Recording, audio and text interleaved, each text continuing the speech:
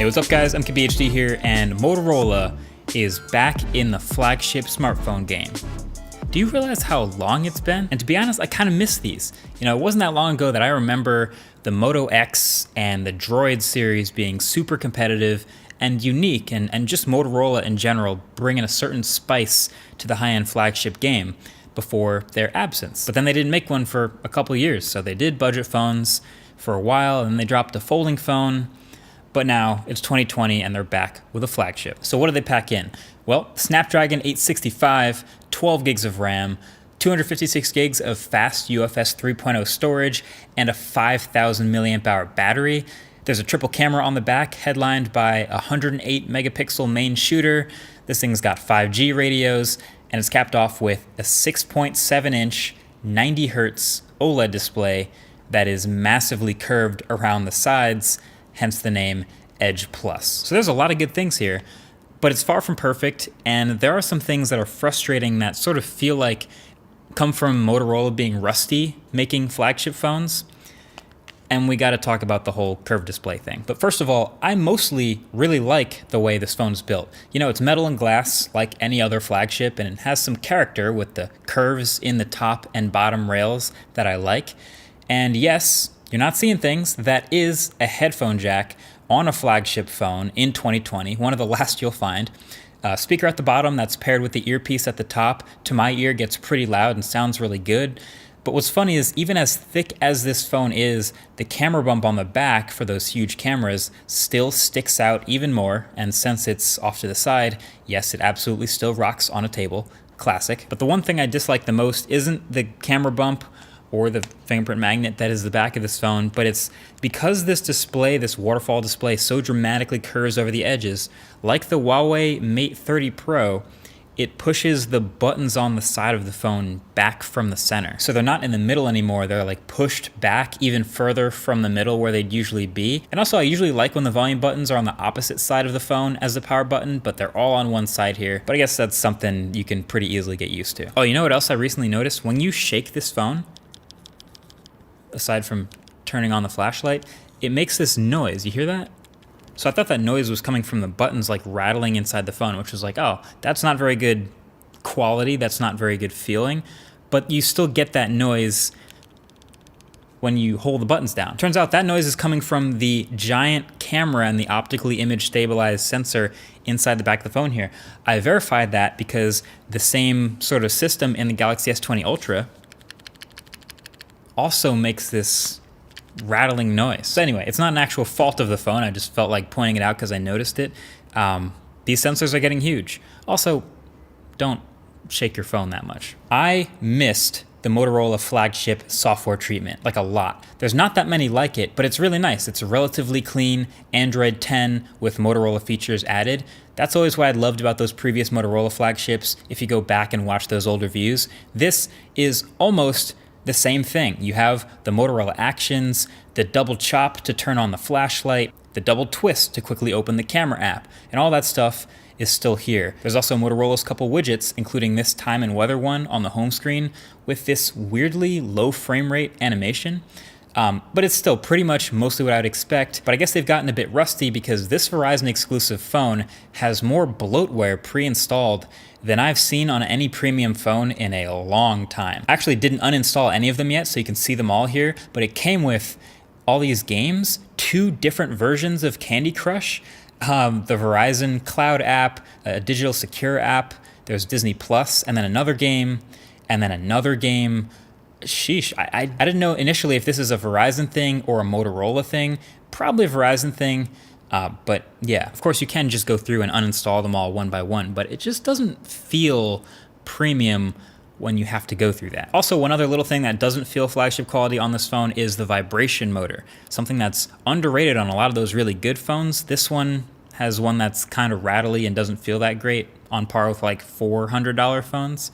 I wish it was better. But the battery is one thing I can't complain about though. 5,000 milliamp hours is here. It's a huge cell, and that's a trend I'm happy to see continuing in these flagships, and it's translated well. I was getting regularly 6+ hours of screen on time, which is awesome, and it was lasting through the end of the day with battery to spare, which is what matters. And I guess that makes perfect sense for a phone with a 1080p display and such a huge battery. And there's also wireless charging, and it comes with a decently fast charger in the box. The one thing I'd be hesitant about, well, not hesitant really, just to keep in mind is this is a 5G phone. That's one of their main focuses of it on Verizon, which, cool, great. But I'm not in a 5G area. You might have seen my 5G explain video where I was testing Verizon's millimeter wave 5G. If not, I'll leave it below the like button. But basically, I live near New York City, which is one of those cities that's lighting up with 5G now. But that millimeter wave does not reach here from there. So I've been using this as a 4G phone basically since then. So that means someday in the theoretical future, they'll be lighting up 5G around here, and then this phone will connect to that, and it'll start getting those better speeds, but also that will draw more battery life. You know, how much more, we don't know, but that's why 5G phones have all had mostly bigger batteries. But generally, 5,000 milliamp hours, I'm not complaining. And then this camera, 108 megapixels. Now you might be thinking, wait a second, we've seen that number before, and you'd be right. Galaxy S20 Ultra, Mi Note 10, this is another 108 megapixel main camera. And for the most part, it's pretty similar to Samsung's camera. Matter of fact, the colors are quite nice, and the shots are very detailed as you'd expect. Dynamic range is nice with auto HDR as well. And it's spitting out 27 megapixel photos by default, and basically if you give it a little light, you get good shots. But it struggles again, I have to mention this, with the sensor being so huge and the super shallow depth of field that comes with that, especially with closer up subjects. You've heard me say this before, but you know, sometimes a shallow depth of field looks cool. I've raved about that in the past, but to a certain limit. Look at this photo I took of a sign. It's crazy, it looks normal at first, but the left side of the sign is sharp and in focus, but the right side is a little out of the plane of focus, so it's blurry. Sheesh. Now you've probably heard me talk about this before, but the real problem here is Motorola's viewfinder in their camera app sharpens the crap out of whatever you're taking a photo of. It's like cranked to 100, like you know that Lightroom clarity filter, or if you just turn sharpness all the way up, it looks like an effect. So the sharpness is exaggerated literally to a point where you can't actually tell looking through the viewfinder if you're nailing focus or not. I took shots like this by pointing and shooting, thinking focus was fine because it was sharp in the viewfinder, but then when I looked at the picture closely and I saw what happened, I had to take it again. And this happened multiple times. Here's a screenshot of the viewfinder of what I'm seeing, and then the photo that I got. And again, when you zoom in a bit, you realize it's a bit out of focus and you have to actually look at the photo to realize and take another picture. You can legitimately actually miss focus if you don't check. Motorola, why are you sharpening the viewfinder this much? You have a good camera, tone it down, relax.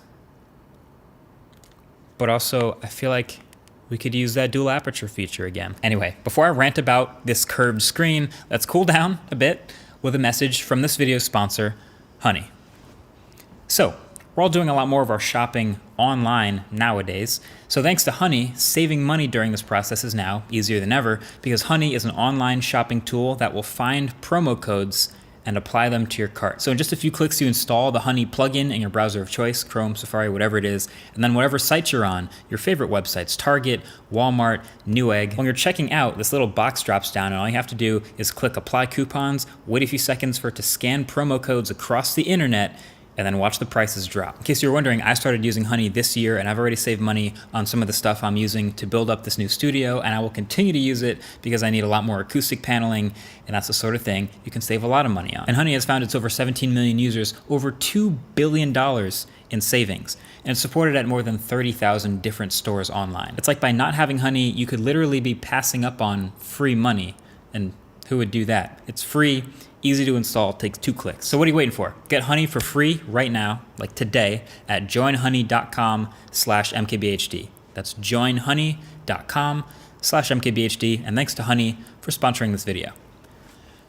All right, we gotta talk about curved displays. So this phone is of course leaning into it pretty hard. There's some edge display features that'll glow when you get a notification, when your alarm clock goes off, the whole side thing, they really love it.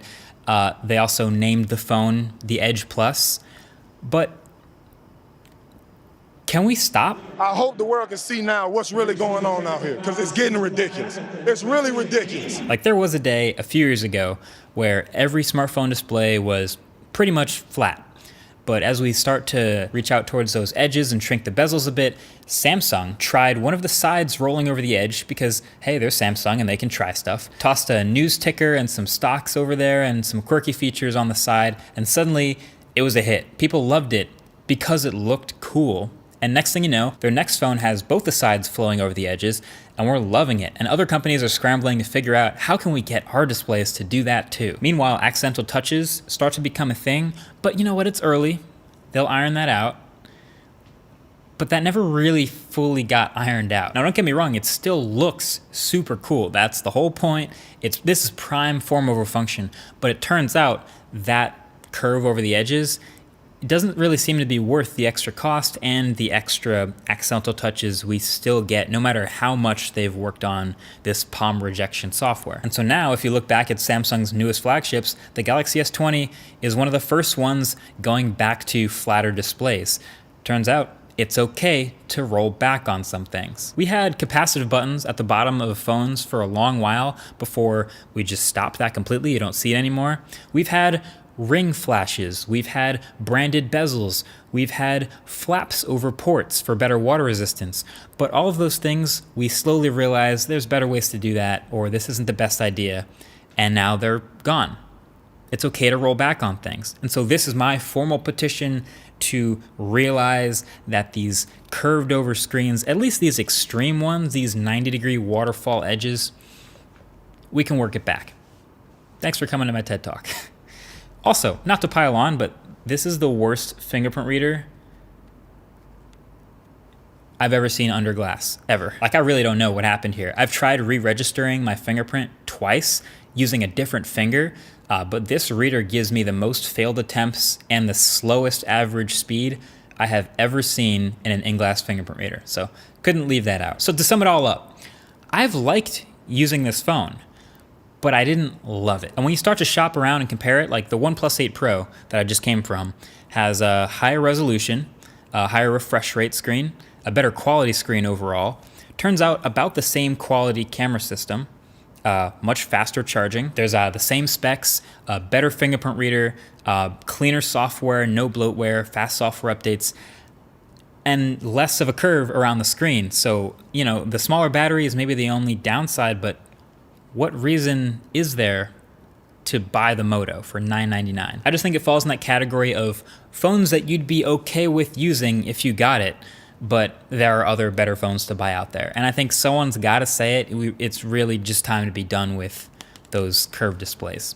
And I don't think Motorola's done by any means with trying out flagships. I think they'll be back. At least I hope so. Either way, that's been it. Thanks for watching. Catch you guys in the next one. Peace.